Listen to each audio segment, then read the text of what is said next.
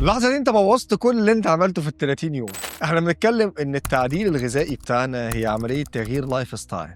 تغيير لايف ستايل يعني محتاج فترة طويلة استمر بالشكل ده عشان تتحول لجزء من عاداتي، وبالتالي اعيش بشكل كويس بصحة كويسة وفي نفس الوقت محافظ على وزني.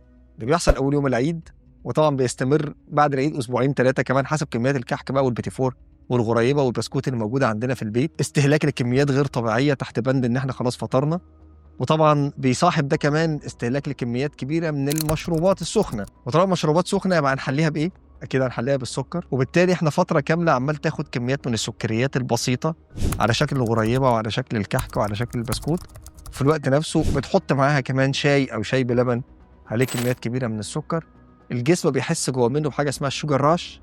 الشوجر راش دي بترجع تاني تخلي كل حاجه تخمل وتهدى وترجع زي ما كنا قبل الصيام. فاستاذن حضراتكم، خلينا نكمل اللي بدأناه صح، نقلل الكميات اللي بنستهلكها من الحلويات. ما بقولكش ما تاكلش بسكوت ولا غريبه ولا بيتي فور، بس على قد واحدتين ثلاثه، مش لازم كل شويه طبق كبير.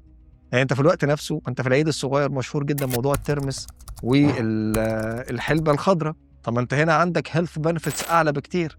الياف محترمه بتاخدها من الحلبه الخضراء، بتاخدها من الترمس، في الوقت نفسه بتاخد بعض المركبات اللي موجوده عندنا في الحلبه، ودي بتحسن مع الوقت اداء الانسولين واداء البنكرياس وفي نفس الوقت معدلات الحرق على المدى الطويل. خد الجانب الايجابي من الموضوع وابعد شويه عن السلبيات، وما نبداش نقلد كل اللي حوالين مننا. افتكر دايما ان صحتك اهم.